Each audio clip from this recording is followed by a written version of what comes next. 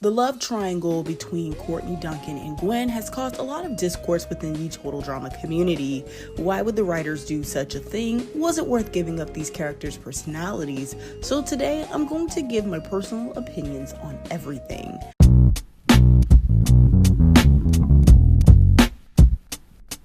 Hey guys, it's Lysandria and welcome back to the channel. And if you're new here, welcome to the channel. Let's just go on and dive deep into this video. In season 1, we know Duncan as the neighborhood bad boy. He went to juvie and it's best that you stay out of his way. He was a team player when it was time to be a team player, but by the middle of season 1, we learned that he actually had a soft side to him.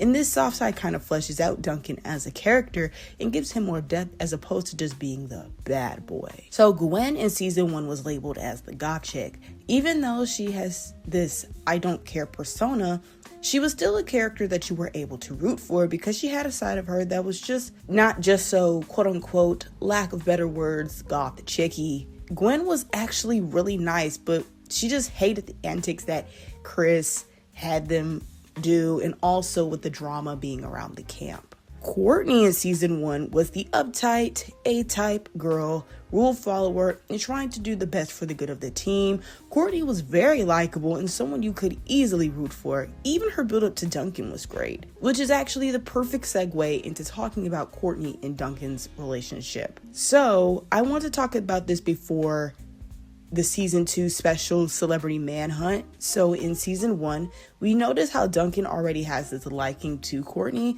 but Duncan doesn't meet Courtney's standards. She wants to go to law school while Duncan is an already juvenile delinquent. She tries to avoid her feelings for him, but when we get to basics training, she gets a little more one-on-one time with Duncan and she kind of loosens up a bit from the uptight character. What then turns Courtney bitter was when Harold rigged the vote so he could stay in the competition and Courtney could go home.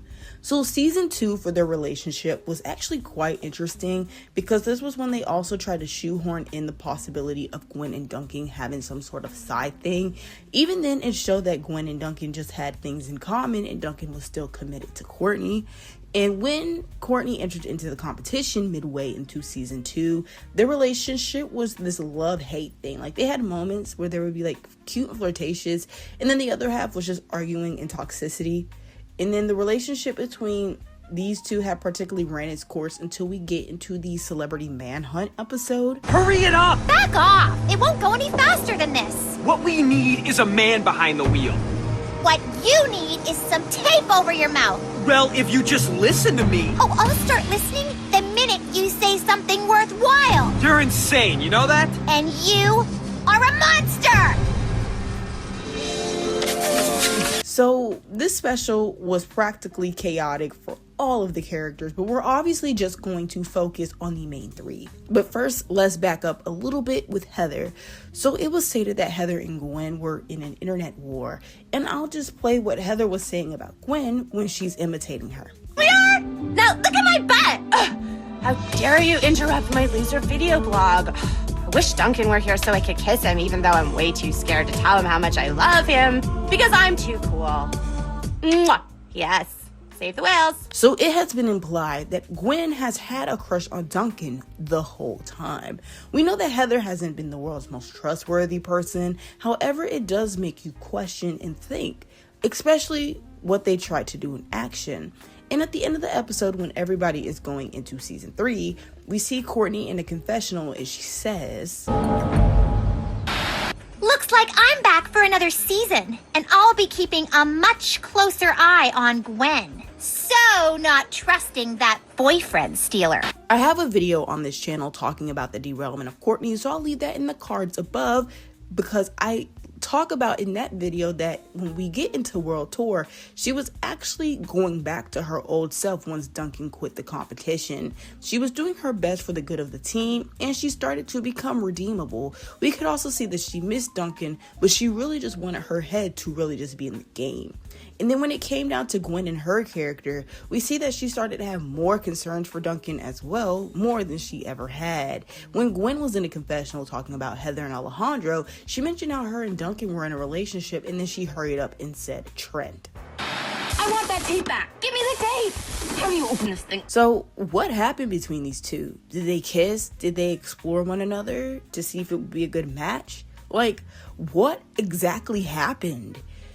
It's starting to feel like this is honestly just spawning out of nowhere quite fast, and I know they touched bases on it very briefly in season 2, but what exactly is going on? So when Tyler revealed that he saw Gwen and Duncan kiss, this broke and enraged Courtney. Courtney is obviously not taking this well, and in my personal observation, I feel like Courtney is not only mad at Duncan and Gwen, but herself forever entrusting her time with Duncan and Gwen. I say this because her relationship with Duncan was originally in season 1, she was already not liking his juvenile persona, and now that she gave him a chance, she feels embarrassed by the choice that she made with choosing Duncan. When it comes to her friendship with Gwen, she feels betrayed by Gwen, and deep down, she felt that Gwen was not trustworthy in the first place. She wanted to see past the goth chick, but now she's mad at herself for choosing people like Gwen and Duncan to be a part of her life.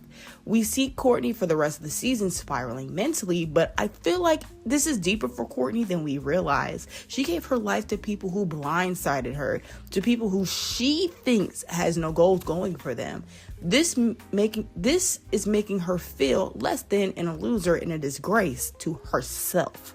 This is why she began acting the way she did, low digs, and trying to make their lives miserable only because they made hers miserable. When it comes to Gwen, this ruined her because she was once a cool girl that you just had to get to know beyond the goth chick persona. Also, she had a great thing going with Trent, and the writers just threw his character to the left. I'm going to leave the action video that I made on my channel linked in the cards as well, so you guys can give that one a watch, because I also touched bases on Trent in that video. But anyways, this honestly leaves Gwen out in the open for having romantic interest into another character.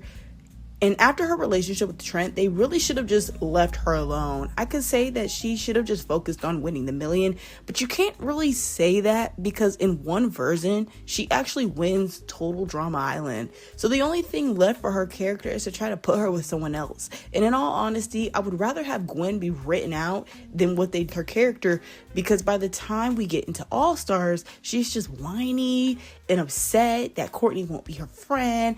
And then she's saying how Courtney and Duncan were broken up when her and Duncan went out.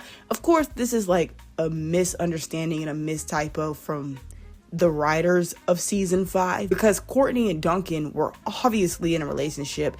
This is just off of bad writing from the writers' room of Total Drama, but you guys get what I'm saying. And now when it comes down to Duncan was really just that guy. And then they had to put this expectation on him for being the bad boy. I think this just ignites the stereotype that was put onto him in season 1. His character just loses depth, and he's no longer someone that you want to root for, but rather you miss the old persona that made him likable in the first place. Cool team player and a soft side to him. Even with season 5, there is no denying that these characters are unredeemable, especially the change the writers had made in the writers' room that happened during this time. I think it's just best if we reminisce on what they used to be and the good times before it turned into bad times. Thank you guys for watching this video. Like, comment, share, and subscribe, especially subscribe. And I hope that y'all have a great day. Bye.